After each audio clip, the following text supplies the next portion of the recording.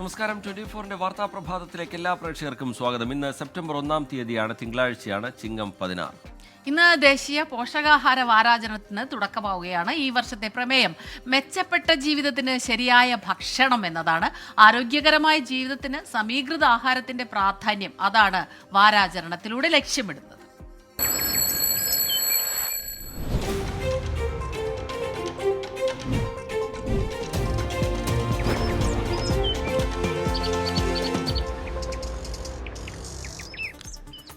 വിശദമായ റിപ്പോർട്ടുകളിലേക്ക്. ബീഹാറിൽ രാഹുൽ ഗാന്ധി നയിക്കുന്ന വോട്ടർ അധികാർ യാത്രയ്ക്ക് ഇന്ന് സമാപനം. പട്നയിലെ ഗാന്ധി മൈതാനത്ത് നിന്ന് ആരംഭിക്കുന്ന പദയാത്രയിൽ ഇന്ത്യ സഖ്യ നേതാക്കൾ അണിനിരക്കും. വോട്ടർ പട്ടിക പരിഷ്കരണവുമായി ബന്ധപ്പെട്ട് നൽകിയ 89 ലക്ഷം പരാതികളും തള്ളിയെന്ന് കോൺഗ്രസ് ആരോപിച്ചു. എന്നാൽ പരാതികൾ ലഭിച്ചിട്ടില്ല എന്നാണ് തെരഞ്ഞെടുപ്പ് കമ്മീഷന്റെ വിശദീകരണം.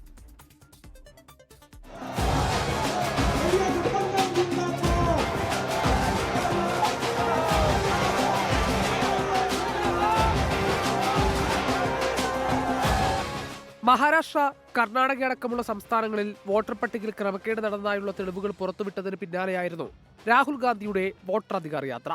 വോട്ടുകൊള്ളയ്ക്കും വോട്ടർ പട്ടിക പരിഷ്കരണത്തിനുമെതിരെ ഓഗസ്റ്റ് 17 ബീഹാറിലെ കോൺഗ്രസ് ശക്തി കേന്ദ്രമായ സാസ്രാമിൽ നിന്ന് ആരംഭിച്ച പര്യടനം. നിയമസഭാ തെരഞ്ഞെടുപ്പ് അടുത്തിരിക്കെ ബീഹാർ കണ്ടതിൽ ഏറ്റവും വലിയ പ്രതിഷേധമായി അത് മാറി.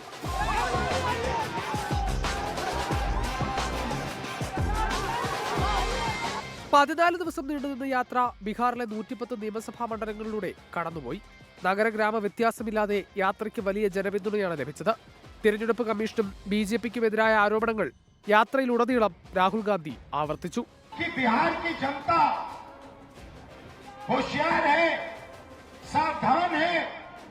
और बीजेपी और इलेक्शन कमीशन को बिहार में एक वोट चोरी नहीं करने देगी. 1300 കിലോമീറ്റർ പിന്നിട്ടാണ് യാത്ര പട്നയിലെത്തിയത്. ഇന്ന് രാവിലെ 11 മണിയോടെ ഗാന്ധി മൈതാനത്തു നിന്നും അംബേദ്കർ പാർക്കിലേക്ക് പദയാത്ര ആരംഭിക്കും. ജാർഖണ്ഡ് മുഖ്യമന്ത്രി Hemant Soren, CPM general secretary MA Baby, CPI general secretary D Raju ഉൾപ്പെടെയുള്ള മുതിർന്ന നേതാക്കൾ യാത്രയിൽ പങ്കെടുക്കും. ബീഹാറിലെ വോട്ടർ അധികാർ യാത്ര വൻ വിജയമെന്നാണ് വിലയിരുത്തൽ. വോട്ടുകൊള്ളയ്ക്കെതിരെ രാജ്യവ്യാപകമായ പ്രതിഷേധങ്ങൾ കടുപ്പിക്കാനാണ് ഇന്ത്യ സഖ്യത്തിന്റെ നീക്കം. 24 ബീഹാർ. വോട്ടർ അധികാർ യാത്രയുടെ സമാപനത്തോടനുബന്ധിച്ചുള്ള പദയാത്ര പട്നയിലെ ഗാന്ധി മൈതാനിൽ നിന്ന് രാവിലെ 11 മണിക്കാണ് തുടങ്ങുക. ഗാന്ധി മൈതാനിൽ നിന്ന് വിനീത VG വിവരങ്ങളുമായി ചേരുന്നുണ്ട്. വിനീത, കഴിഞ്ഞ 16 ദിവസമായി വോട്ടർമാരെ നേരിട്ട് കണ്ട്, പൊതുജനങ്ങളെ നേരിട്ട് കണ്ട് ഈ വോട്ടുകൊള്ളയുമായി ബന്ധപ്പെട്ട ആരോപണം അവർക്ക് മുമ്പിലേക്ക് നിരത്തി അതിൻ്റെ തെളിവുകളടക്കം അവർക്ക് മുമ്പിൽ വിശദീകരിച്ച് രാഹുൽ ഗാന്ധി നടത്തിയ യാത്ര, അത് വലിയ രാഷ്ട്രീയ വിജയമായി എന്ന് കോൺഗ്രസ് നേതൃത്വം വിലയിരുത്തുന്നുണ്ട്. BJPയുടെ പരിഹാസമൊക്കെ അതിനിടയിൽ നമ്മൾ കേട്ടെങ്കിലും ഇന്നത്തെ സമാപന പരിപാടികൾ എങ്ങനെയാണ് ആസൂത്രണം ചെയ്യുന്നത് Vineetha? Very good morning T K and Smitha. ഞാനിപ്പോൾ നിൽക്കുന്നത് പട്നയിലുള്ള ഈ ഗാന്ധി മൈതാനിലാണ്. ഇവിടുത്തെ ദൃശ്യങ്ങളിലേക്ക് വരുമ്പോൾ തന്നെ നമുക്ക് കാണാൻ കഴിയുന്നുണ്ട്, അതിരാവിലെ തന്നെ വിവിധ മേഖലകളിൽ നിന്നുള്ള പ്രവർത്തകർ ഈ ഗാന്ധി മൈതാനത്തിലേക്ക് എത്തിയിരിക്കുകയാണ്. അവരുടെ കൊടിതോരണങ്ങളുണ്ട്, അവർ ഇവിടെ മുദ്രാവാക്യം വിളിക്കുന്നുണ്ട്. ഇങ്ങനെ ഈ വോട്ടർ അധികാർ യാത്രയ്ക്ക് വലിയ പിന്തുണയുമായി ബീഹാറിലെ വിവിധ മേഖലകളിൽ നിന്നുള്ള ആളുകൾ ഈ ഗാന്ധി മൈതാനത്തിലേക്ക് രാവിലെയോടുകൂടി എത്തുന്ന കാഴ്ചയാണ് നമുക്ക് കാണാൻ കഴിഞ്ഞിരിക്കുന്നത്. വിവിധ മേഖലകളിൽ നിന്നുള്ള ആളുകളാണ്. ഇവിടെ പ്രായവ്യത്യാസമില്ല, സ്ത്രീകളുണ്ട്, മുതിർന്നവരുണ്ട്, പ്രായമായവരുണ്ട്. ഇങ്ങനെ എല്ലാ ആളുകളും രാവിലെയോട് ഇവിടെ എത്തിയിരിക്കുകയാണ്. किधर से आया? गया से। हाँ मॉर्निंग में आया।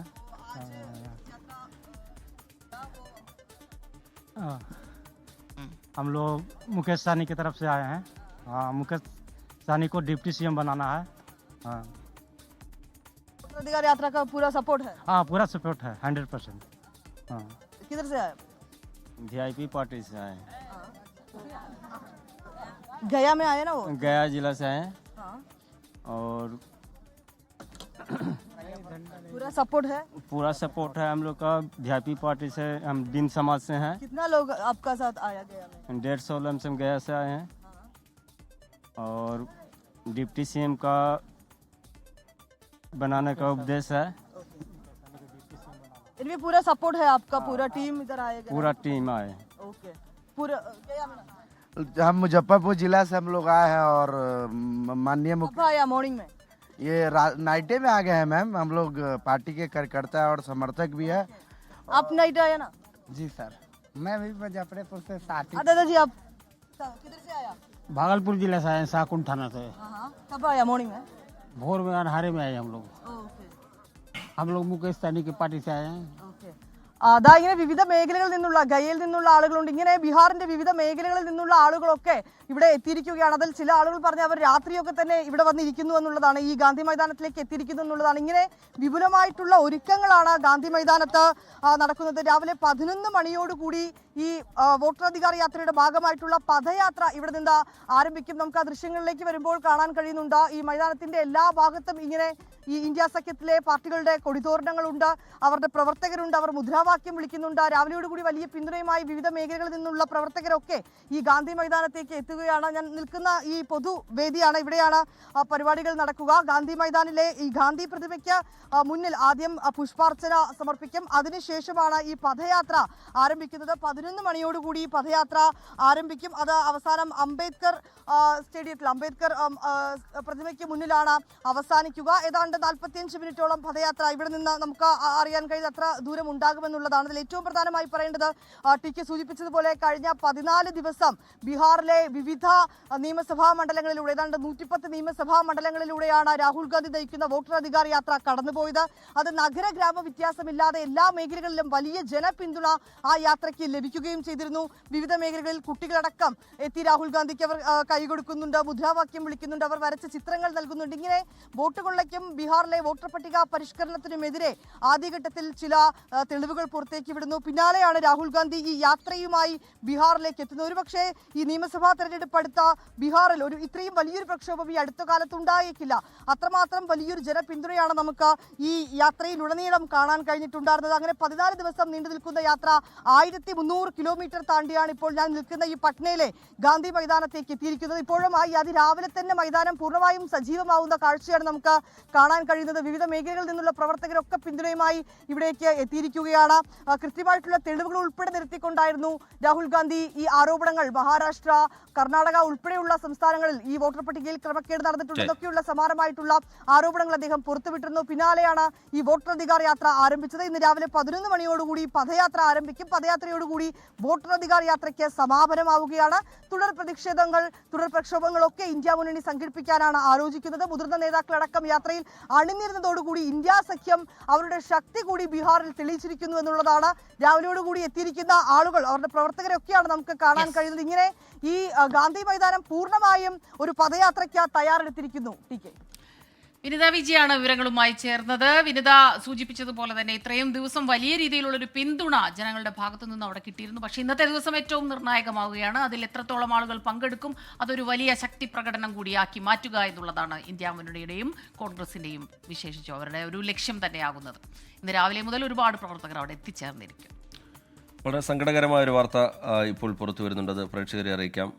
അമീബിക് മസ്തിഷ്ക ജ്വരം ബാധിച്ച് ചികിത്സയിലായിരുന്ന 3 മാസം പ്രായമായ കുഞ്ഞ് മരിച്ചു എന്നുള്ള വിവരം ഇപ്പോൾ കോഴിക്കോട്ട് നിന്ന് വരുന്നുണ്ട്. കോഴിക്കോട് ഓമശ്ശേരി സ്വദേശി സിദ്ദിഖിന്റെ അബൂബക്കർ സിദ്ദിഖിന്റെ കുഞ്ഞാണ് മരിച്ചത്. വല്ലാതെ വേദനിപ്പിക്കുന്ന വാർത്തയാണ്. അതോടൊപ്പം തന്നെ ഈ ഒരു കാര്യത്തിൽ ഈ അമീബിക് മസ്തിഷ്ക ജ്വരം ആ കാര്യത്തിലുള്ള പ്രതിരോധങ്ങൾ കൂടുതൽ നമുക്ക് ശക്തമാക്കേണ്ടിയിരിക്കുന്നു. നിയന്ത്രണങ്ങളും എല്ലാവരും അതിലൊരു ജാഗ്രത പാലിക്കേണ്ട അവസരമാണ് ഇതെന്നുള്ളതും ഈ പ്രഭാതത്തിലെത്തുന്ന ഈ വേദനിപ്പിക്കുന്ന വാർത്ത നമ്മളെ ഓർമ്മിപ്പിക്കുന്നുണ്ട്.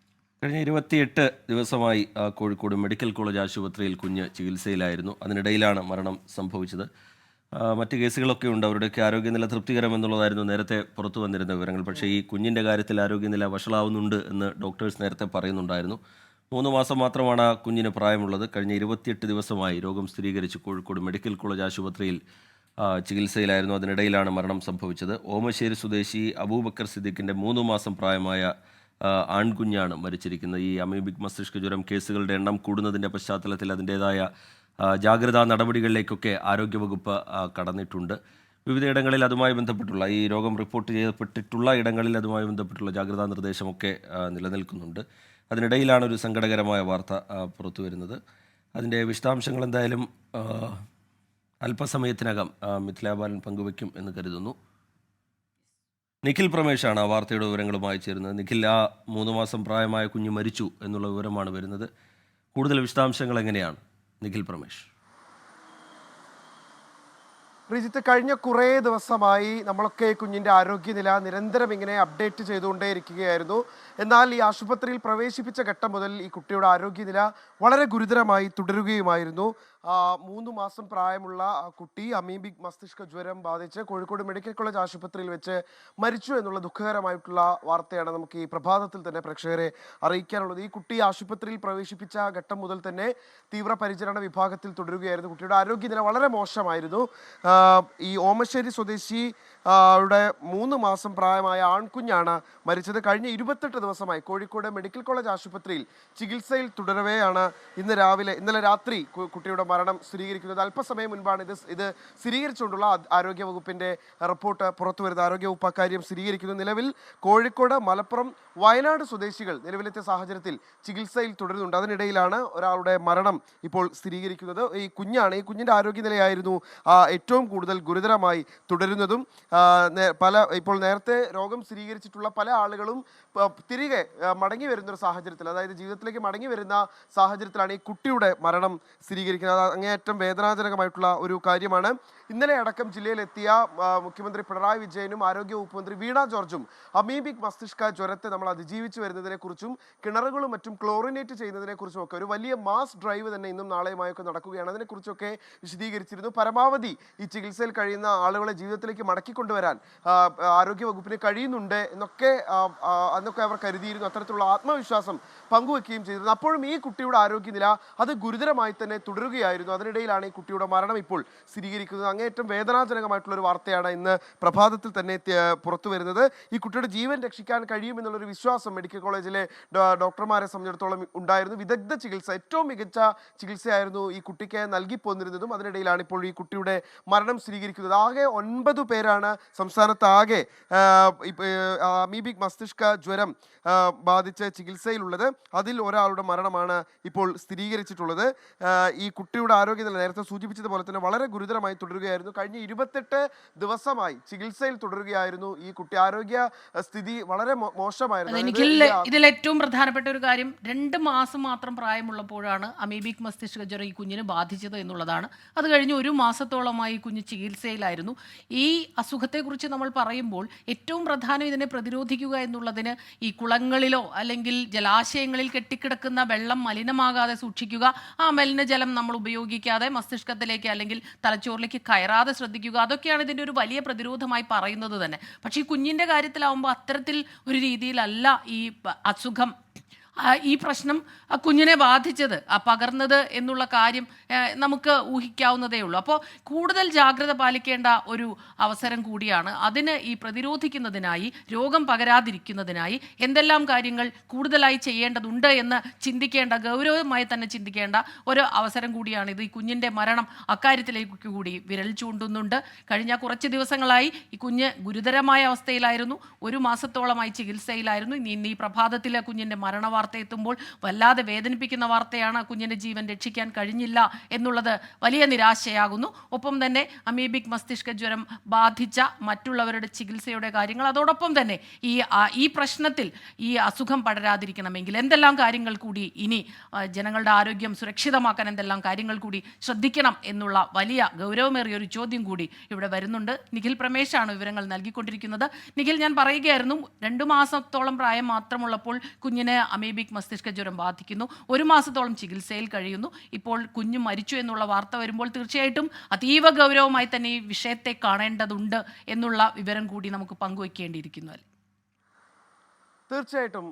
ഇപ്പോൾ ജില്ലയിൽ ഇതിനോടകം തന്നെ അത്തരത്തിലുള്ള നിർദ്ദേശങ്ങൾ ജില്ലാ ഭരണകൂടവും ആരോഗ്യ വകുപ്പും ഒക്കെ നൽകിയിട്ടുണ്ടായിരുന്നു. അതായത് പൊതുസ്ഥലങ്ങളിലെ കൃത്യമായ പരിപാലനമില്ലാത്ത കുളങ്ങളിലെയും മറ്റും കുളി, ഈ കൃത്യമായി പരിപാലിച്ചു പോരാത്ത സ്വിമ്മിംഗ് പൂളുകളിലെ കുളി, ഇതെല്ലാം ഒഴിവാക്കണമെന്നുള്ള നിർദ്ദേശങ്ങളൊക്കെ നൽകിയിരുന്നു. അതായത് ഈ കോഴിക്കോട്, മലപ്പുറം, വയനാട് ജില്ലകൾ കേന്ദ്രീകരിച്ചാണ് നിലവിലത്തെ സാഹചര്യത്തിൽ രോഗം സ്ഥിരീകരിക്കപ്പെട്ടിട്ടുള്ളത്. അതുകൊണ്ട് ഇത്തരം മേഖലകളിൽ, പ്രത്യേകിച്ച് ഈ രോഗം പിടിപെട്ടിട്ടുള്ള ആളുകൾ ഇടപഴകിയിട്ടുള്ള, അവർക്ക് ഈ രോഗം വന്നു എന്ന് കരുതപ്പെടുന്ന ഇത്തരത്തിലെ പൊതു ഇടങ്ങൾ ഒക്കെ പരമാവധി പരിപാലിക്കണമെന്നും അവിടെ ഈ ഒരു അറിയിപ്പ് ഉണ്ടാകുന്നത് വരെ കുളിക്കാനും മറ്റും ഇറങ്ങരുത് എന്നുള്ള നിർദ്ദേശങ്ങളൊക്കെ ജില്ലാ ഭരണകൂടങ്ങൾ നൽകിയിരുന്നെന്ന് മാത്രമല്ല, ജില്ലയിലുടനീളം ഇന്നലെ ഞാൻ നേരത്തെ സൂചിപ്പിച്ച പോലെ തന്നെ ഇന്നലെ മുഖ്യമന്ത്രി തന്നെ നേരിട്ട് ജില്ലയിലെത്തിയപ്പോൾ ആഹ്വാനം ചെയ്തതാണ് ആളുകളോട് പരമാവധി ക്ലോറിനേറ്റ് ചെയ്യുന്ന നടപടികളിലേക്ക് എല്ലാവരും കടക്കണം. നമുക്ക് ഈ രോഗത്തെ ഒറ്റക്കെട്ടായി നേരിടേണ്ടതുണ്ട് എന്നുള്ള നിർദ്ദേശങ്ങളൊക്കെ നൽകിയിരുന്നു. ജില്ലയിലെത്തിയ ആരോഗ്യ വകുപ്പ് മന്ത്രി ഇക്കാര്യങ്ങൾ വിദഗ്ധരുമായി ചർച്ച ചെയ്യുകയും ഒക്കെ ചെയ്തിരുന്നു.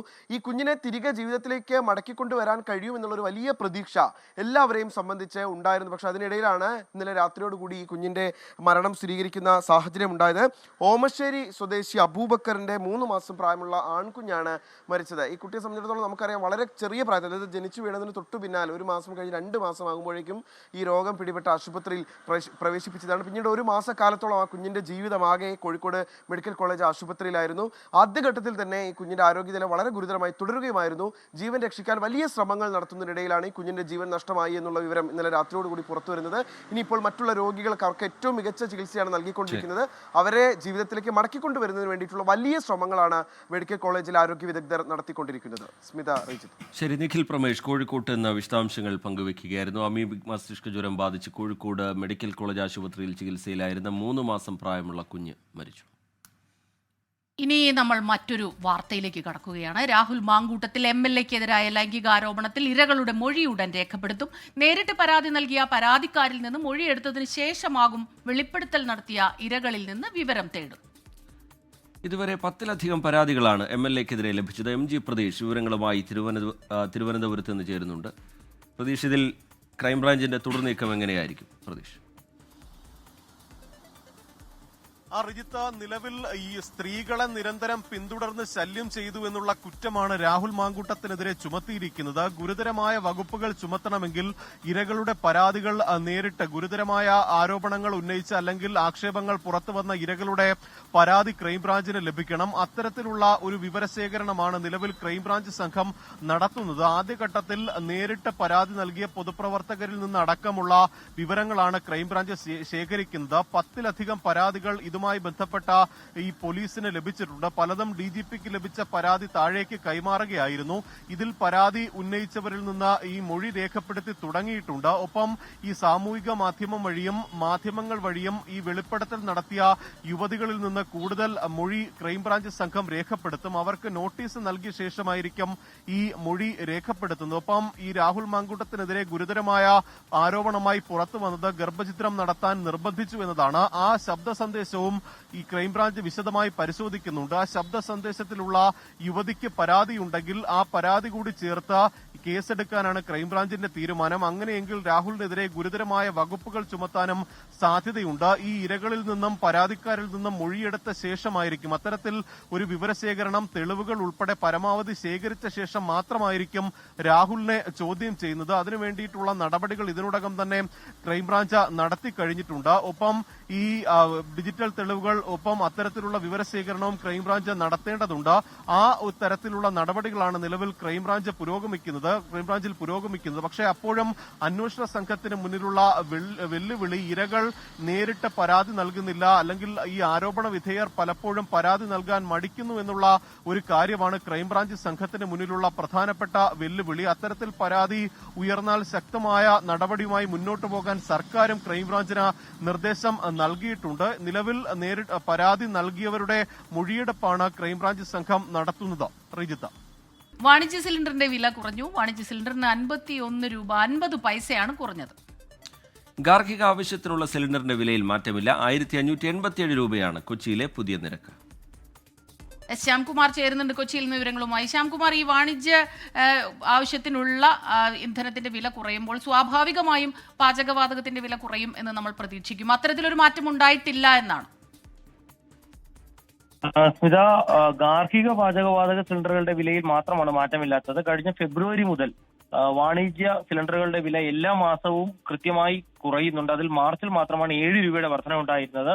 ഈ കഴിഞ്ഞ മാസങ്ങളിലായി ഏകദേശം 200 രൂപയിലധികം കുറവാണ് ഇപ്പോൾ ഉണ്ടായിരിക്കുന്നത്. ഈ മാസവും ഇന്നലെ രാത്രി 12 മണി മുതൽ വില കുറവ് പ്രാബല്യത്തിൽ വന്നു കഴിഞ്ഞു. നിലവിൽ കൊച്ചിയിൽ ഇപ്പോൾ 1587 രൂപയാണ് ഒരു വാണിജ്യ സിലിണ്ടറിന്റെ വില. അത് 19 കിലോ തൂക്കമുള്ള സിലിണ്ടറിന്റെ വിലയാണ് ഇപ്പോൾ കുറഞ്ഞിരിക്കുന്നത്. ഗാർഹിക വിലയിൽ, പാചകവാതക വിലയിൽ മറ്റു മാറ്റങ്ങൾ നിലവിൽ വന്നിട്ടുമില്ല. ശരി, ശ്യാംകുമാർ കൊച്ചിയിൽ നിന്ന് വിശദാംശങ്ങൾ പങ്കുവയ്ക്കുകയായിരുന്നു. പ്രധാനമന്ത്രി നരേന്ദ്രമോദി ഇന്ന് റഷ്യൻ പ്രസിഡന്റ് വ്ളാദിമിർ പുടിനുമായി കൂടിക്കാഴ്ച നടത്തും. ചൈനയിലെ ടിയാൻജിനിൽ നടക്കുന്ന ഷാങ്ഹായ് സഹകരണ ഉച്ചകോടിക്കിടയിലാണ് കൂടിക്കാഴ്ച. ഇന്ത്യ റഷ്യ ബന്ധം മെച്ചപ്പെടുത്തുന്നതിനോടൊപ്പം റഷ്യ യുക്രൈൻ സംഘർഷവും കൂടിക്കാഴ്ചയിൽ പ്രധാനമന്ത്രി നരേന്ദ്രമോദി ഉന്നയിക്കും എന്നാണ് സൂചന. ബൽറാം നെടുങ്ങാടി ചേരുന്നു ഡൽഹിയിൽ നിന്ന് വിവരങ്ങളുമായി. Balram, good morning. തീർച്ചയായിട്ടും വളരെ പ്രധാനപ്പെട്ട നിർണായകമായ ഒരു കൂടിക്കാഴ്ച തന്നെയാണ്. വ്യാപാര തീരുവ അതിങ്ങനെ ഒരു വശത്ത് വലിയ രീതിയിൽ ഒരു പ്രതിസന്ധിയായിട്ട് നിൽക്കുന്നു. അതിൽ ഈ റഷ്യയും ഇന്ത്യയും ചൈനയും ഒക്കെ ഏത് രീതിയിലാണ് ഒരുമിച്ച് നിന്ന് പ്രതിരോധിക്കുക എന്നുള്ള ഒരു കാര്യം ലോകം ഉറ്റുനോക്കുകയാണ്. ആ സാഹചര്യത്തിൽ ഇവർ തമ്മിലുള്ള ഇരു നേതാക്കളും തമ്മിലുള്ള കൂടിക്കാഴ്ച വളരെ പ്രധാനമാകുന്നു. എന്തെല്ലാം വിഷയങ്ങൾ ചർച്ചയാകും?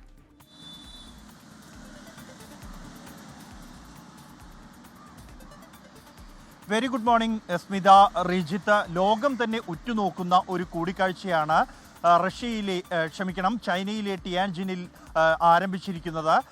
ഈ ഷാങ്ഹായ് ഉച്ചകോടിക്ക് വേണ്ടിയാണ് പ്രധാനമന്ത്രി നരേന്ദ്രമോദി ചൈനയിൽ എത്തിയത് എങ്കിൽ പോലും ഈ കൂടിക്കാഴ്ചയ്ക്കിടെ നടത്തുന്ന ഉഭയകക്ഷി ചർച്ചകൾ തന്നെയാണ് അതിൽ ഏറ്റവും നിർണായകമാവുക.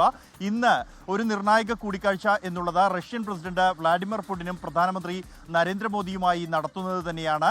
പ്രത്യേകിച്ച് കഴിഞ്ഞ ദിവസങ്ങളിൽ തന്നെ ഈ US-ന്റെ തീരുവ ഏർപ്പെടുത്തിയതിന് പിന്നാലെ തന്നെ പലതവണ ഇന്ത്യയുടെ ഉന്നത നേതൃത്വങ്ങൾ റഷ്യൻ നേതൃത്വവുമായി ചർച്ചകൾ നടത്തിയിരുന്നു. ഈ ഇരട്ടി തീരുവയ്ക്കുള്ള പ്രധാന കാരണമായി ചൂണ്ടിക്കാണിച്ചത് റഷ്യയിൽ നിന്നും ഇന്ത്യ എണ്ണ വാങ്ങുന്നു എന്നുള്ളതാണ്. അതുകൊണ്ട് തന്നെ ഇതിൽ ഒരു കാരണം എന്നുള്ളത് ഈ യുക്രൈൻ റഷ്യ യുദ്ധത്തിന് അത് സഹായകമാകുന്നു എന്നായിരുന്നു US പ്രസിഡന്റ് ചൂണ്ടിക്കാണിച്ചത്. അതുകൊണ്ട് തന്നെ ഈ യുദ്ധം അവസാനിപ്പിക്കാൻ ആവശ്യമായ ചർച്ചകളും ഇന്നത്തെ കൂടിക്കാഴ്ചയിൽ ഉണ്ടായേക്കും എന്ന് തന്നെയാണ് സൂചന. പ്രത്യേകിച്ച് കഴിഞ്ഞ ദിവസം പ്രധാനമന്ത്രി നരേന്ദ്രമോദിയുമായി യുക്രൈൻ പ്രസിഡന്റ് വ്ളാഡിമിർ സെലൻസ്കി ഫോണിൽ സംസാരിച്ചിരുന്നു. ഈ യുദ്ധ സാഹചര്യങ്ങൾ ഉൾപ്പെടെയുള്ള കാര്യങ്ങൾ ചർച്ചയായിരുന്നു എന്ന് ഇരു നേതാക്കളും പിന്നീട് വ്യക്തമാക്കിയിരുന്നു. അതുകൊണ്ട് തന്നെ ഇന്ത്യ റഷ്യ വ്യാപാര ബന്ധം, നയതന്ത്ര ബന്ധം എന്നിവ കൂടുതൽ ശക്തമാക്കുന്നതിനോട് ഒപ്പം തന്നെ റഷ്യ യുക്രൈൻ സമാധാന ചർച്ചകളും ഈ ഒരു കൂടിക്കാഴ്ചയിൽ പ്രധാനമന്ത്രി ഉന്നയിക്കുമെന്ന് തന്നെയാണ് സൂചന. ഇന്ന് രാവിലെ 7 മണിക്കായിരിക്കും ഈ ഷാങ്ഹായ് ഉച്ചകോടിക്ക് ഔദ്യോഗികമായി തുടക്കമാകുക. അതിന് ശേഷമായിരിക്കും റഷ്യൻ പ്രസിഡന്റും ഇന്ത്യൻ പ്രധാനമന്ത്രിയും തമ്മിലുള്ള ഉഭയകക്ഷി ചർച്ച. കഴിഞ്ഞ ദിവസം ചൈനീസ് പ്രസിഡന്റ് ഷീ ജിൻപിങ്ങുമായി പ്രധാനമന്ത്രി നരേന്ദ്രമോദി ചർച്ച നടത്തുകയും ഇരു രാജ്യങ്ങളും തമ്മിലുള്ള സമസ്ത മേഖലകളിലുള്ള സഹകരണം മെച്ചപ്പെടുത്താനുള്ള ഒരു ധാരണയിലേക്ക് എത്തുകയും ചെയ്തിരുന്നു. രണ്ട് രാജ്യങ്ങളുടെയും സംയുക്ത പ്രസ്താവനയിൽ അത് വ്യക്തമാക്കിയിരുന്നു. പ്രത്യേകിച്ച് US-ന്റെ തീരുവ അത് ആഗോളതലത്തിൽ തന്നെ ഉറ്റുനോക്കുന്ന ഒരു പശ്ചാത്തലത്തിലാണ് ഇത്തരത്തിൽ ഒരു സഹകരണം ഇന്ത്യയും ചൈനയും റഷ്യയും അടക്കമുള്ള രാജ്യങ്ങളുമായി ഏഷ്യയിലെ തന്നെ ഏറ്റവും വലിയ രാജ്യങ്ങൾ തമ്മിൽ ഒരു സൗഹൃദം രൂപപ്പെട്ടു വരുന്നത്. അത് ലോകം ഉറ്റുനോക്കുകയാണ്. ഇന്ന് റഷ്യൻ പ്രസിഡന്റുമായി പ്രധാനമന്ത്രി നടത്തുന്ന ചർച്ചയും ഏറെ പ്രധാനപ്പെട്ടതാണ്.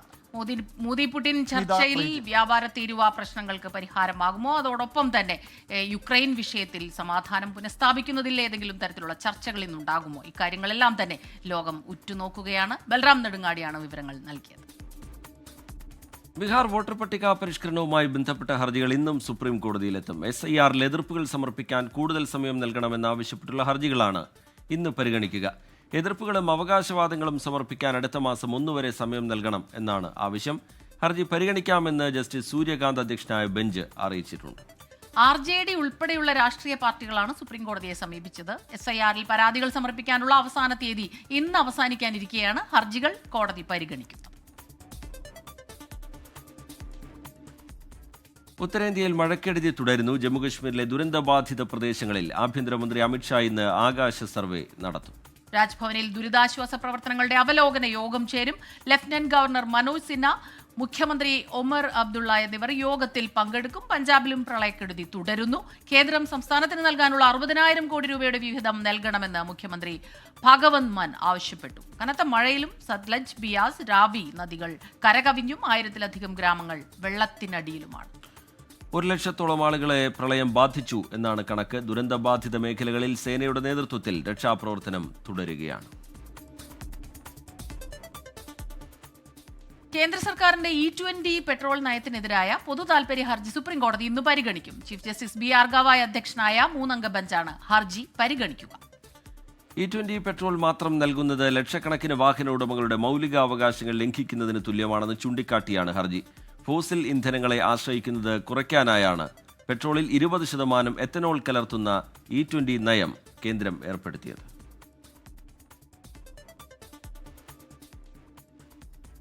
ഇനി ചില ദേശീയ വാർത്തകൾ ഒറ്റനോട്ടത്തിൽ. ഇന്ത്യ ചൈന അതിർത്തി പ്രശ്നത്തിൽ മോദി ഷി ജിൻപിങ് കൂടിക്കാഴ്ചയിൽ ധാരണയായതായി വിദേശകാര്യ സെക്രട്ടറി വിക്രം മിശ്രി. ഭിന്നതകൾ തർക്കമായി മാറില്ലെന്ന് ഇരു രാജ്യങ്ങളും ഉറപ്പു നൽകി. അതിർത്തി കടന്നുള്ള ഭീകരവാദത്തെ ഒരുമിച്ച് ചെറുക്കും. ഉഭയകക്ഷി വ്യാപാരം, നദീജല തർക്കം എന്നിവയിൽ പരസ്പര വിശ്വാസത്തിലും ബഹുമാനത്തിലുമൂന്നി ചർച്ചയുണ്ടാകുമെന്നും വിദേശകാര്യ സെക്രട്ടറി. ഡെറാഡൂണിലുണ്ടായ മണ്ണിടിച്ചിലിൽ തുരങ്കത്തിനുള്ളിൽ കുടുങ്ങിയ 19 തൊഴിലാളികളെ രക്ഷിക്കാനുള്ള ശ്രമം തുടരുന്നു. പിത്തോരഘട്ട് ജില്ലയിലാണ് അപകടം ഉണ്ടായത്. ധൌളിഗംഗ പവർ സ്റ്റേഷന്റെ ഭാഗമായുള്ള തുരങ്കമുഖത്താണ് അപകടം. കേന്ദ്ര ആഭ്യന്തരമന്ത്രി അമിത്ഷായ്ക്കെതിരെ വിവാദ പരാമർശം നടത്തിയ തൃണമൂൽ കോൺഗ്രസ് എം പി മഹുവ മൊയ്ത്രയ്ക്കെതിരെ എഫ്ഐആർ രജിസ്റ്റർ ചെയ്തു. ഛത്തീസ്ഗഡിലെ റായ്പൂരിലുള്ള മന പോലീസ് സ്റ്റേഷനിലാണ് മഹുവയ്ക്കെതിരെ കേസ് രജിസ്റ്റർ ചെയ്തത്.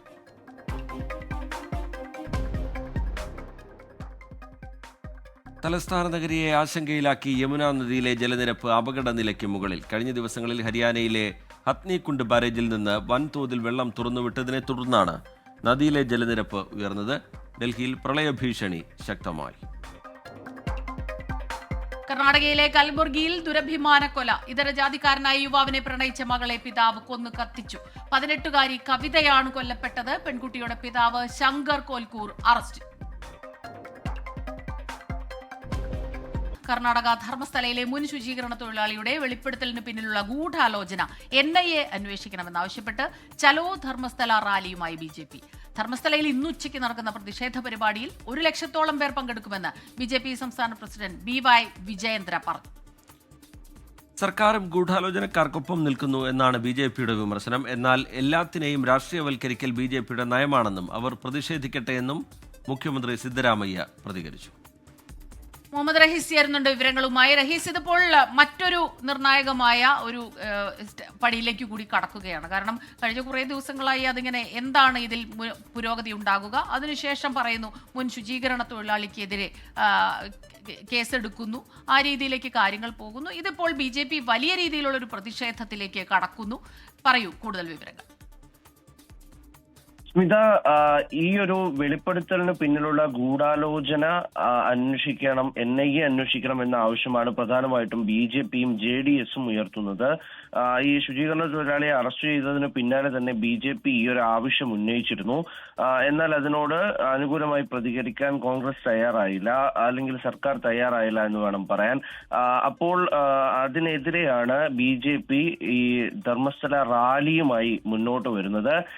അത് റാലി നേരത്തെ തന്നെ ആഹ്വാനം ചെയ്തിട്ടുള്ളതാണ്. 1 ലക്ഷത്തോളം പേരെ പങ്കെടുപ്പിച്ചുകൊണ്ടൊരു വലിയ പ്രതിഷേധ പരിപാടിയാണ് BJP ലക്ഷ്യമിടുന്നത്. അതിനുവേണ്ടി ഇന്നലെ വൈകിട്ടോടുകൂടി തന്നെ BJPയുടെ സംസ്ഥാനത്തെ പല നേതാക്കളും ധർമ്മസ്ഥലയിലേക്ക് എത്തിയിട്ടുണ്ട്. അപ്പോൾ അത്തരത്തിൽ പ്രതിഷേധം കടുപ്പിക്കുക, സർക്കാരിനെ സമ്മർദ്ദത്തിലാക്കുക എന്നുള്ള ലക്ഷ്യമാണ് പ്രധാനമായിട്ടും BJP മുന്നോട്ട് വയ്ക്കുന്നത്. അത്തരത്തിലൊരു സർക്കാർ കൂടി ഈ ഒരു ഗൂഢാലോചനയുടെ ഭാഗമാണ്. ഒരു വെളിപ്പെടുത്തൽ വന്ന ഉടൻ തന്നെ ഇത്തരത്തിലൊരു അന്വേഷണം പ്രഖ്യാപിക്കുന്നു, പ്രത്യേക അന്വേഷണ സംഘത്തെ വെക്കുന്നു, അത്തരത്തിൽ അന്വേഷണവുമായി മുന്നോട്ട് പോകുന്നു.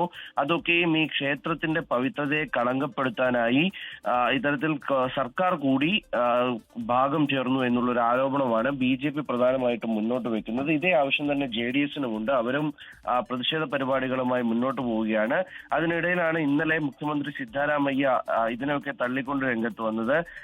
SIT അന്വേഷണം ആദ്യഘട്ടത്തിൽ BJP തന്നെ അംഗീകരിച്ചതാണ്. അതിന് പിന്നാലെ ഇത്തരത്തിൽ പറയുന്നത് ശരിയല്ല, എല്ലാ വിഷയങ്ങളെയും രാഷ്ട്രീയവൽക്കരിക്കുക എന്നുള്ളത് BJPയുടെ നയമാണ്. അവർ പ്രതിഷേധിച്ചോട്ടെ, NIA അന്വേഷണം ഇക്കാര്യത്തിൽ ആവശ്യമില്ല, SIT അന്വേഷണം കൃത്യമായി പുരോഗമിക്കുകയാണ്. അവരുടെ അന്വേഷണ റിപ്പോർട്ട് വന്നതിന് ശേഷം മാത്രം മറ്റു കാര്യങ്ങൾ തീരുമാനിക്കുമെന്നാണ് മുഖ്യമന്ത്രി പറഞ്ഞത്.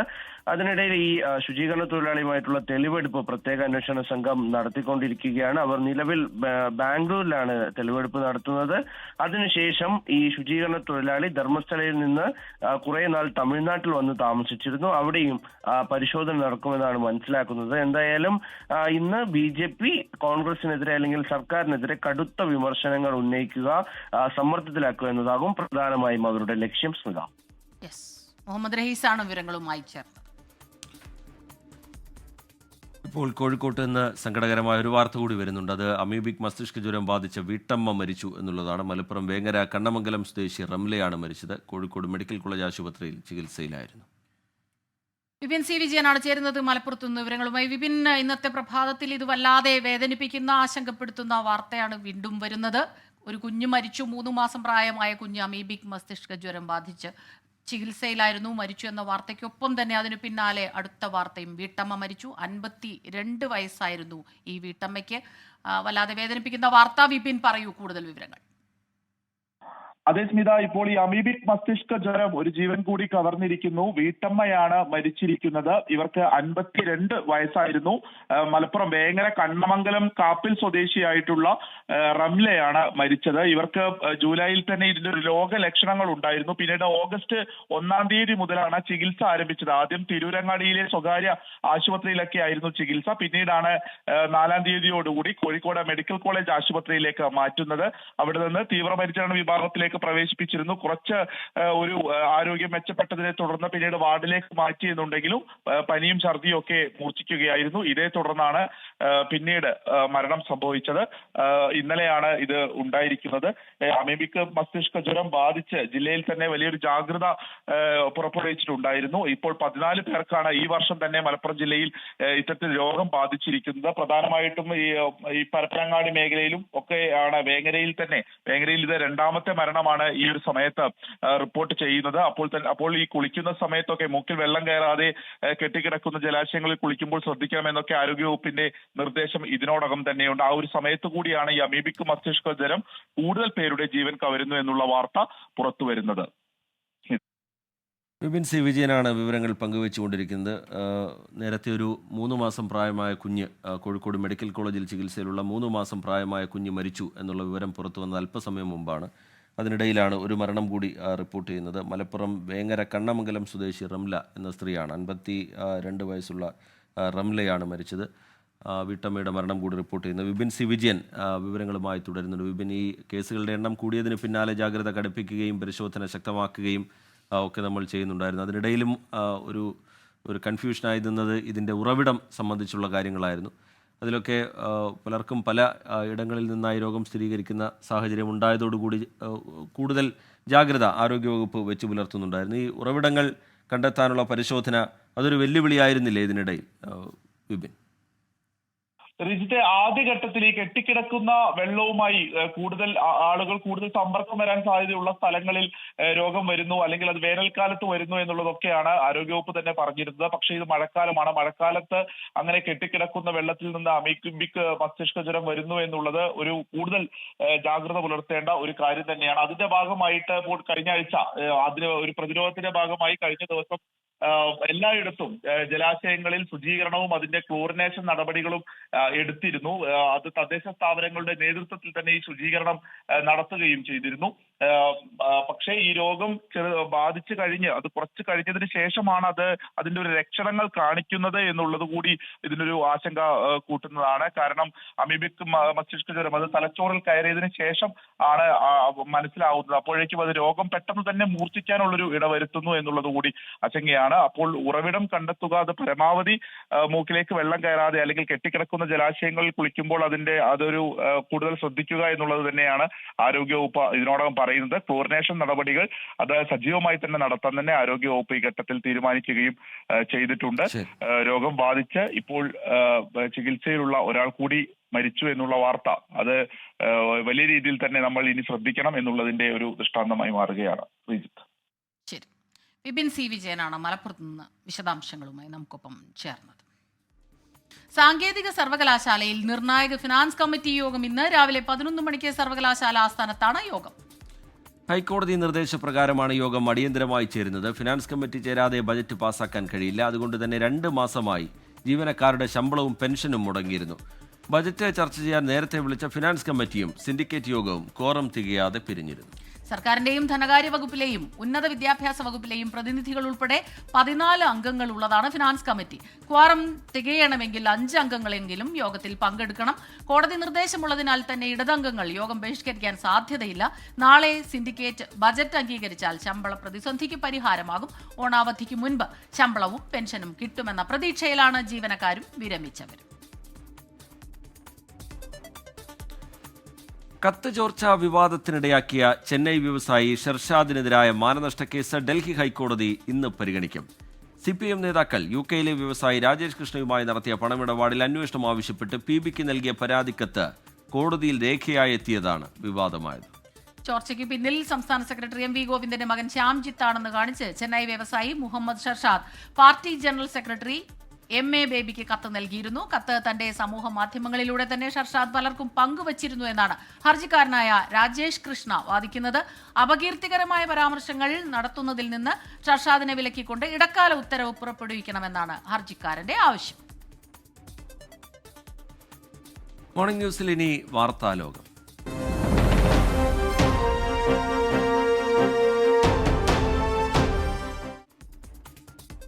താരിഫിനെതിരെ വിധി പറഞ്ഞ ജഡ്ജിമാരെ രൂക്ഷമായി വിമർശിച്ച് അമേരിക്കൻ പ്രസിഡന്റ് ഡൊണാൾഡ് ട്രംപ്. ജഡ്ജിമാർ റാഡിക്കൽ സ്വഭാവമുള്ള ഇടതുപക്ഷ അനുഭാവികളാണ് എന്നാണ് വിമർശനം. അമേരിക്കയിൽ നിന്ന് മധു കൊട്ടാരക്കര തയ്യാറാക്കിയ റിപ്പോർട്ടിലേക്കാണ് ഇനി. താരിഫുകൾ ഏർപ്പെടുത്തിയ US അപ്പീൽ കോടതി ജഡ്ജിമാർക്കെതിരെ US പ്രസിഡന്റ് ഡൊണാൾഡ് ട്രംപ് അതിരൂക്ഷമായ വിമർശനം ഉയർത്തിയിരിക്കുകയാണ്. ഇന്ത്യ ഉൾപ്പെടെയുള്ള രാജ്യങ്ങൾ ഡൊണാൾഡ് ട്രംപിന്റെ താരിഫുകൾക്കെതിരെ വലിയ പ്രതിഷേധം ഉയർത്തുന്ന സാഹചര്യത്തിൽ ട്രംപ് ഇന്ന് താരിഫുകളെ ന്യായീകരിച്ച് രംഗത്തെത്തി. താരിഫുകൾ ഏർപ്പെടുത്തിയില്ലായിരുന്നെങ്കിൽ അമേരിക്ക വലിയ നാശത്തിലേക്ക് പതിച്ചിരുന്നേനെ എന്നാണ് ട്രംപ് പറയുന്നത്. കോടിക്കണക്കിന് ഡോളറുകൾ താരിഫിലൂടെ ഇതിനോടകം ഖജനാവിലേക്ക് ഒഴുകിയെത്തി. അമേരിക്കയുടെ സൈനിക ശക്തി പോലും ഇല്ലാതായേനെ. താരിഫ് ഏർപ്പെടുത്തിയ നടപടി റദ്ദാക്കിയ ജഡ്ജിമാരിൽ ഭൂരിപക്ഷവും റാഡിക്കൽ ഇടതുപക്ഷ ചിന്താഗതിക്കാരാണെന്ന് ട്രംപ് പറയുന്നു. അമേരിക്ക നേരിടുന്ന വിഷയങ്ങൾ താരിഫിനെ എതിർത്ത ജഡ്ജിമാർ കാര്യമാക്കിയില്ല.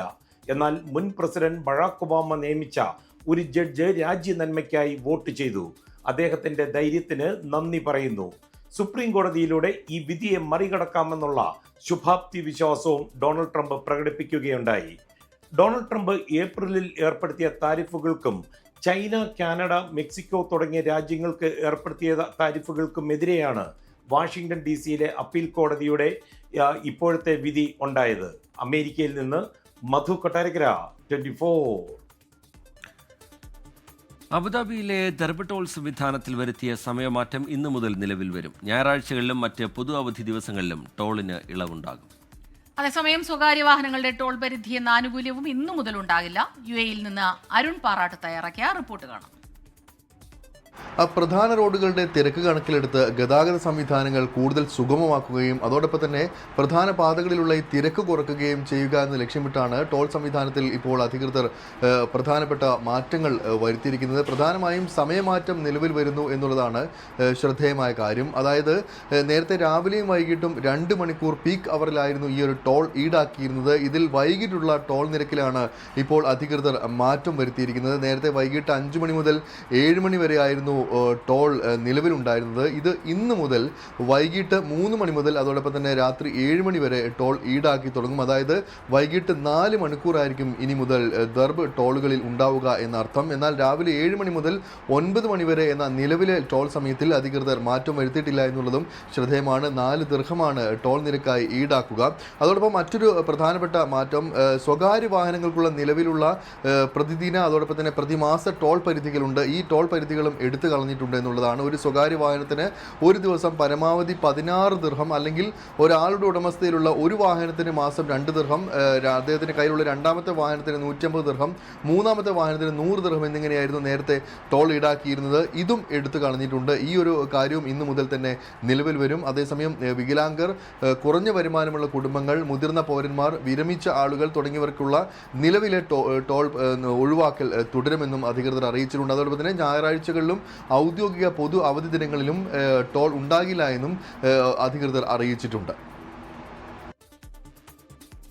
PM കേളുകുട്ടി മേസ്തിരിക്ക് കോഴിക്കോട് പൗരാവലിയുടെ ആദരവും പ്രഥമ നന്മ പുരസ്കാര സമർപ്പണവും മുഖ്യമന്ത്രി പിണറായി വിജയൻ നിർവഹിച്ചു. ചടങ്ങിൽ PM കേളുകുട്ടി മേസ്തിരി ജീവിതം വിസ്മയം എന്ന പുസ്തക പ്രകാശനം മന്ത്രി PA മുഹമ്മദ് റിയാസും നിർവഹിച്ചു.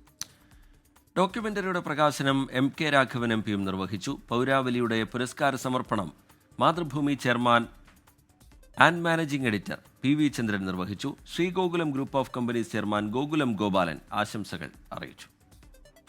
ജീവിത വൈഷമ്യങ്ങളെ പടവെട്ടി അനുകൂലമാക്കി മാറ്റുന്ന ആ ജീവിതമാകെ തന്നെ വിസ്മയജനകമാണ്. ആത്മാർത്ഥത, കഠിന പ്രയത്നം, പ്രതിബദ്ധത, ഹൃദയവിശാലത, ഇതൊക്കെയാണ് എം കേളുക്കുട്ടി മേഴ്സിയെ ജനങ്ങളുടെ പ്രിയപ്പെട്ട PMK ആക്കി മാറ്റിയത്. എന്നെ സംബന്ധിച്ചിടത്തോളം മെഡിക്കൽ കോളേജ് ആദ്യമായിട്ട് ഇതാണ് കിട്ടിയത്. അതിൻ്റെ മുമ്പ് കുറേ സ്കൂളൊക്കെ കിട്ടിയിട്ടുണ്ട്. പക്ഷെ മെഡിക്കൽ കോളേജ് ആരംഭിക്കുമ്പോൾ ഞാനും ഇദ്ദേഹവും 2-3 പേരും മാത്രമല്ലായിരുന്നു കണ്ടിട്ടുള്ളത്. കാരണം ഞങ്ങൾക്ക് ഒരു വിശ്വാസമില്ലായിരുന്നു കല്ല് നടക്കുകയില്ലോ എന്നുള്ളത്. പക്ഷേ അദ്ദേഹത്തിൻ്റെ ഐശ്വര്യമായ കൈകൾ കൊണ്ട് ആ കല്ല് വെച്ചപ്പോൾ തീർച്ചയായിട്ടും ഇന്നൊരു നല്ല ഒരു മെഡിക്കൽ കോളേജ് ആയി മാറി. ഇനി മറ്റൊരു വാർത്തയിലേക്കാണ്. ആലപ്പുഴ ഹരിപ്പാട് ആനയുടെ കുത്തേറ്റ് പാപ്പാന് ദാരുണാന്ത്യം. തെങ്ങമം സ്വദേശി മുരളീധരൻ നായരാണ് മരിച്ചത്. പരിക്കേറ്റ രണ്ടാം പാപ്പാന്റെ നില ഗുരുതരമായി തുടരുന്നു. അശ്വിൻ പാലാഴിയാണ് ചേരുന്നത് ആലപ്പുഴയിൽ നിന്ന് വിവരങ്ങളുമായി. അശ്വിൻ, ഇത് എപ്പോഴാണ് സംഭവം ഉണ്ടായത്? കൂടുതൽ വിവരങ്ങൾ ലഭിക്കുന്നുണ്ടോ? ശ്രീജിത്ത് സ്മിത, ഇന്നലെ ഉച്ചയോടുകൂടിയാണ് ആലപ്പുഴ ഹരിപ്പാട് സുബ്രഹ്മണ്യസ്വാമി ക്ഷേത്രത്തിലെ ആന സ്കന്ദൻ ഈ പാപ്പാന്മാരെ മാരകമായി കുത്തി പരിക്കേൽപ്പിച്ചത്.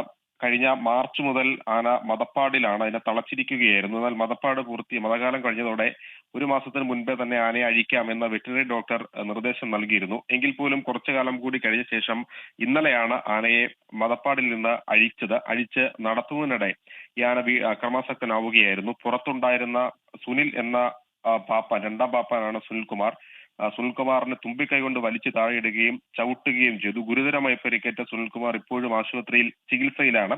ഇതിനുശേഷം വീണ്ടും റോഡിലേക്ക് ഇറങ്ങി നടന്ന ആനയെ തളയ്ക്കാനായി സമീപത്തെ ക്ഷേത്രങ്ങളിലെ പാപ്പാന്മാരെല്ലാവരും ആ സ്ഥലത്തേക്ക് എത്തിയിരുന്നു. ഈ കൂടെ എത്തിയതാണ് സമീപത്തെ ക്ഷേത്രത്തിലെ മുരളീധരൻ നായർ എന്ന പാപ്പാൻ. മുരളീധരൻ നായരെ സമാനമായ രീതിയിൽ പുറത്തിരിക്കുമ്പോൾ തുമ്പിക്കൈ കൊണ്ട് വലിച്ചു താഴെയിട്ട് കുത്തുകയായിരുന്നു. ഇന്നലെ അതീവ ഗുരുതര പരിക്കോടെ തിരുവല്ലയിൽ ആശുപത്രിയിൽ പ്രവേശിപ്പിച്ചിരുന്നു. ഇന്ന് പുലർച്ചെയോടെ അർദ്ധരാത്രിയോടുകൂടിയാണ് മുരളീധരൻ നായരുടെ മരണം സംഭവിച്ചിരിക്കുന്നത്. ആനയുടെ ഒന്നാം പാപ്പാനും സാരമായ പരിക്കേറ്റിരുന്നു. എന്തായാലും ഇന്നലെ വലിയ ആക്രമണമാണ് ആനയുടെ ഭാഗത്തു നിന്നുണ്ടായത്. ഏറെ പണിപ്പെട്ടാണ് ആനയെ ഈ മദപ്പാടിൽ ഉള്ള ആനയെ തളയ്ക്കാനായത്. പിന്നീട് വെറ്ററിനറി ഡോക്ടർ എത്തി മരുന്ന് കുത്തിവെച്ചാണ് ആനയെ ശാന്തനാക്കിയത്. എന്തായാലും ഒരു മരണം ഈ സംഭവത്തിൽ ഉണ്ടായിരിക്കുന്നത്. രണ്ടാം പാപ്പാൻ സുനിൽകുമാർ ഇപ്പോഴും ഗുരുതര നിലയിൽ തുടരുകയാണ്. മുസ്ലിം ലീഗിന്റെ നേതൃത്വത്തിൽ മുണ്ടക്കൈ ചൂരൽമല ദുരന്തബാധിതർക്കായി നൽകുന്ന വീടുകളുടെ നിർമ്മാണത്തിന് ഇന്ന് തുടക്കമാകും. ഉച്ചയ്ക്ക് 2 മണിക്ക് മുസ്ലിം ലീഗ് സംസ്ഥാന പ്രസിഡന്റ് പാണക്കാട് സയ്യിദ് സാദിഖ് അലി ശിഹാബ് തങ്ങളുടെ കാർമ്മികത്വത്തിലാണ് നിർമ്മാണ പ്രവൃത്തികൾ തുടങ്ങുക. ദേശീയ ജനറൽ സെക്രട്ടറി PK കുഞ്ഞാലിക്കുട്ടി ഉൾപ്പെടെയുള്ള നേതാക്കൾ പങ്കെടുക്കും. Nirman constructions, Malabar tech contractors എന്നിവർക്കാണ് നിർമ്മാണ ചുമതല. പദ്ധതി പ്രദേശം നിയമ നടപടികളെല്ലാം പൂർത്തീകരിച്ച് വീട് നിർമ്മാണത്തിന് സജ്ജമായതായി മുസ്ലിം ലീഗ് നേതൃത്വം അറിയിച്ചു. മേപ്പാടി പഞ്ചായത്തിൽ തൃക്കൈപ്പറ്റ വില്ലേജിൽ മുട്ടിൽ മേപ്പാടി പ്രധാന റോഡിനോട് ചേർന്നാണ് സ്ഥലം ഏറ്റെടുത്തിട്ടുള്ളത്. 8 സെന്റിൽ 1000 സ്ക്വയർ ഫീറ്റ് വീടുകളാണ് നിർമ്മിക്കുന്നത്.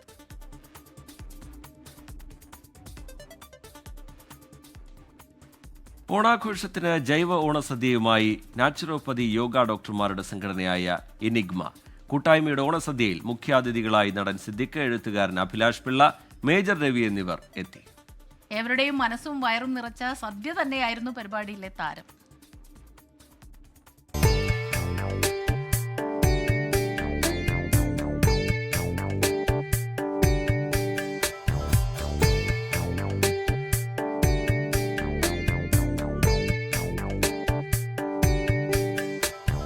ജൈവ അച്ചാർ, ഇലക്കൂട്ട്, സാത്വിക സാമ്പാർ, പിണ്ടിത്താര, പിണ്ടിമോരെന്നിങ്ങനെ പേര് പോലെ തന്നെ രസമുള്ളതാണ് ഈ വിഭവങ്ങൾ നിറഞ്ഞ ജൈവ ഓണസദ്യയും.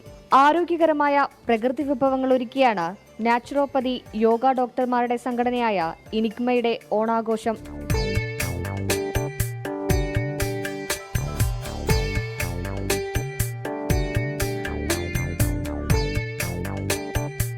പാലുൽപ്പന്നങ്ങളില്ലാതെ, എണ്ണയില്ലാതെ, മസാലകളില്ലാതെ രുചിയേറുന്ന വിഭവങ്ങളുമായാണ് ഈ ഓണസദ്യ ഒരുക്കിയത്.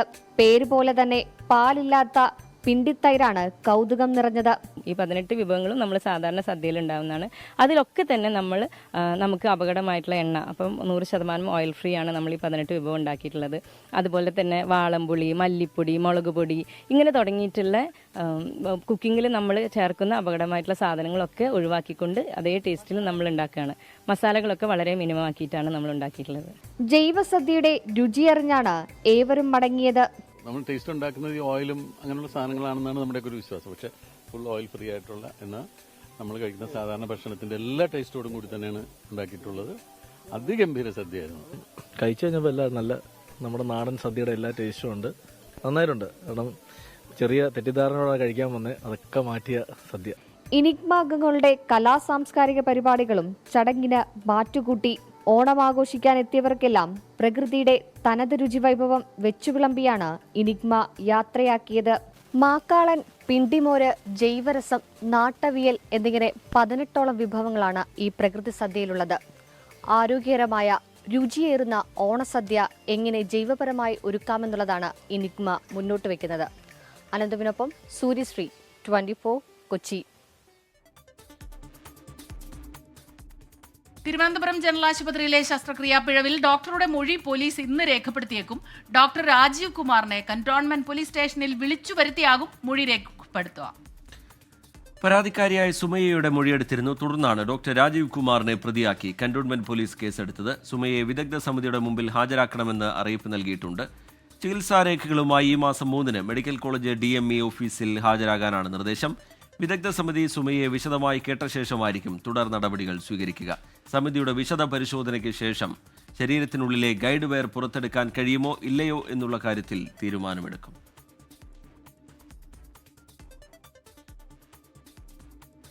ഇതോടെ മോർണിംഗ് ന്യൂസ് പൂർണ്ണമാവുകയാണ്.